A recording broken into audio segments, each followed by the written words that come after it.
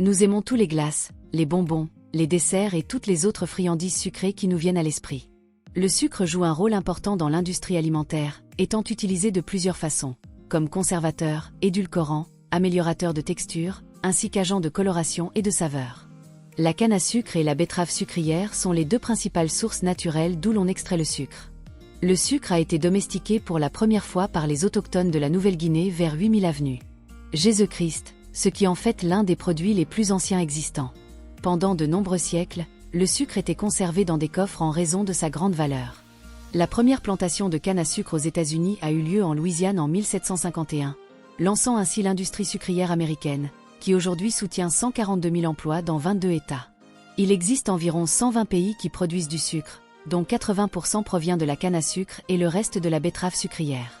Maintenant, explorons en détail les étapes du processus de production du sucre, qui commence par la récolte, une phase cruciale dans l'ensemble de la chaîne.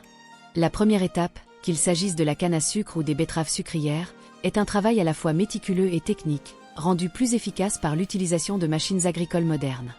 Dans le cas de la canne à sucre, des moissonneuses-batteuses mécanisées sont utilisées pour couper les tiges de la plante en petits morceaux appelés billets. Ces billets, qui mesurent généralement entre 20 et 30 cm de long, sont soigneusement triés et les feuilles supérieures, moins utiles pour la production de sucre, sont enlevées. Ce processus est effectué avec une grande précision afin de préserver la qualité des tiges, qui contiennent la majorité du jus sucré nécessaire à la production du sucre. Une fois récoltées, les tiges de canne à sucre sont chargées dans de grands conteneurs, spécialement conçus pour éviter tout endommagement durant le transport. Ces conteneurs peuvent être acheminés vers la raffinerie de sucre soit par voie routière, à l'aide de camions robustes capables de supporter de lourdes charges, soit par chemin de fer, une méthode couramment utilisée dans les régions où la production de canne à sucre est intensive. Le transport rapide des tiges est essentiel, car plus la canne est fraîche à son arrivée à l'usine, plus la quantité de sucre extrait sera optimale, minimisant ainsi les pertes potentielles. D'autre part, lors de la récolte des betteraves sucrières, le processus diffère légèrement en raison de la nature de cette plante racine. Les betteraves, qui poussent sous terre, nécessitent l'utilisation de machines spécialisées pour être extraites du sol sans les abîmer. Les têtes des betteraves sont d'abord coupées par des batteurs rotatifs, une opération essentielle qui enlève les parties non comestibles de la plante. Ensuite, des chargeuses automatiques soulèvent les betteraves entières du sol et les placent dans de grandes remorques ou camions. Ces véhicules transportent ensuite les betteraves jusqu'à l'usine de transformation, où elles subiront le processus de nettoyage et de préparation pour l'extraction du sucre. Cette phase de récolte, qu'elle concerne la canne à sucre ou les betteraves, est non seulement complexe mais aussi stratégique. Elle doit être parfaitement synchronisée avec la capacité de transformation des raffineries pour éviter que les matières premières ne se détériorent. De plus, les conditions météorologiques jouent un rôle déterminant dans la planification des récoltes, car le temps humide peut compliquer le transport et la manipulation des cultures, tandis qu'une sécheresse prolongée peut affecter la teneur en sucre des plantes. En fin de compte, la récolte est bien plus qu'une simple phase de collecte. Elle représente la première étape d'une longue chaîne qui transforme une ressource naturelle brute en un produit fini de haute valeur.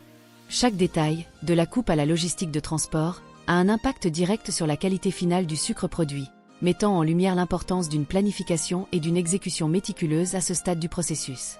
Ensuite, les matières récoltées sont nettoyées et broyées pour faciliter l'extraction du jus. Si vous appréciez ce que vous regardez, n'hésitez pas à laisser un petit like et à vous abonner à notre chaîne. Nous allons bientôt revenir pour explorer davantage la production de sucre et partager avec vous des informations fascinantes à ce sujet. La canne à sucre passe par des machines de broyage, tandis que les betteraves sont découpées en bandes plus petites que des frites. Ces bandes, ainsi que la canne broyée, sont traitées à l'eau chaude pour dilater les cellules des plantes et préparer l'extraction du jus. L'extraction du jus se fait dans de grands récipients où le matériau broyé est déplacé tandis que l'eau circule en sens inverse, retirant le jus des plantes. Dans le cas de la canne à sucre, la bagasse restante est séparée du jus et peut être utilisée comme combustible. Le jus, de couleur vert foncé et de texture trouble, est filtré et éclairci, passant par des processus de purification impliquant du soufre et de la chaux. Après clarification, le jus est bouilli dans des évaporateurs jusqu'à ce qu'il atteigne une concentration de sucre de 50 à 65%, formant ainsi un sirop épais. Ce sirop passe ensuite par l'étape de cristallisation, où des cristaux de sucre sont formés lors d'une évaporation contrôlée. Ensuite, le sucre cristallisé est séparé de la mélasse par centrifugation. Les cristaux de sucre, encore humides, sont séchés dans de grands séchoirs à air chaud jusqu'à atteindre une teneur en eau de 0,02%. Par la suite, les cristaux sont classés par taille et enfin emballés pour la vente. Tout ce processus, de la récolte à l'emballage, implique beaucoup de travail et de technologie.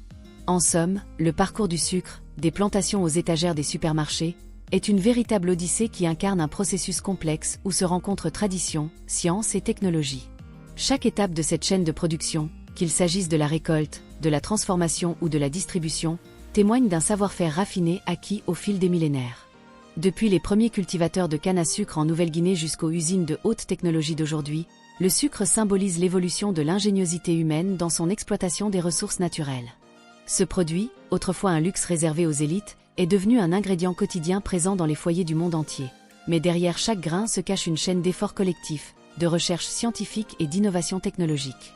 La production de sucre illustre parfaitement la manière dont l'humanité a non seulement appris à dompter la nature, mais aussi à la transformer en un produit de haute valeur économique. Ce processus a évolué d'une méthode artisanale à une industrie mondiale sophistiquée, où des technologies avancées permettent de maximiser la production tout en minimisant l'impact environnemental. Le sucre ne se limite plus à sa fonction initiale d'édulcorant. Il joue un rôle clé dans la texture, la conservation et l'apparence de nombreux aliments, soulignant sa polyvalence et son omniprésence dans l'industrie alimentaire. Avec une histoire qui s'étend sur des milliers d'années, le sucre reste un élément fondamental de la société humaine, profondément enraciné dans nos traditions culturelles et culinaires.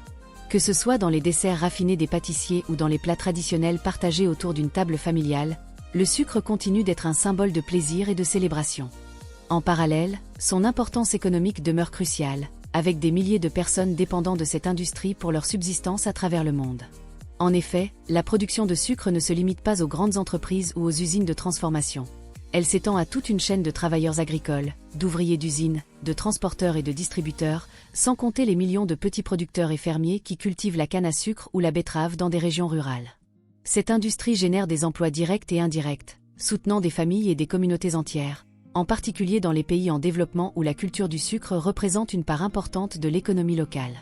De plus, le sucre joue un rôle stratégique dans les échanges commerciaux internationaux, contribuant aux recettes d'exportation de nombreux pays, tout en stimulant le développement des infrastructures et des technologies agricoles. Ainsi, au-delà de son aspect alimentaire, l'industrie sucrière est un pilier économique mondial, influençant non seulement les marchés, mais aussi le bien-être social et économique de nombreuses régions du globe. À mesure que la science avance et que la technologie évolue, il est certain que le sucre continuera de s'adapter à de nouveaux besoins et à de nouvelles réalités. Face à des préoccupations croissantes concernant la santé et la durabilité, l'industrie sucrière explore des moyens de produire de manière plus responsable et de proposer des alternatives plus saines. Malgré ces défis, sa polyvalence et son importance ne font que se renforcer avec le temps. Donc, la prochaine fois que vous sucrerez votre café, préparez un dessert ou savourez un bonbon, souvenez-vous du long parcours et du travail impliqué pour que ce petit cristal arrive jusqu'à vous. Chaque gramme de sucre porte en lui une histoire d'innovation, d'effort humain et une connexion profonde avec la terre et la culture mondiale. Maintenant que vous connaissez le travail impliqué dans la production des cristaux de sucre que vous mettez chaque matin dans votre café, continuez à explorer ce monde fascinant dans nos prochaines vidéos.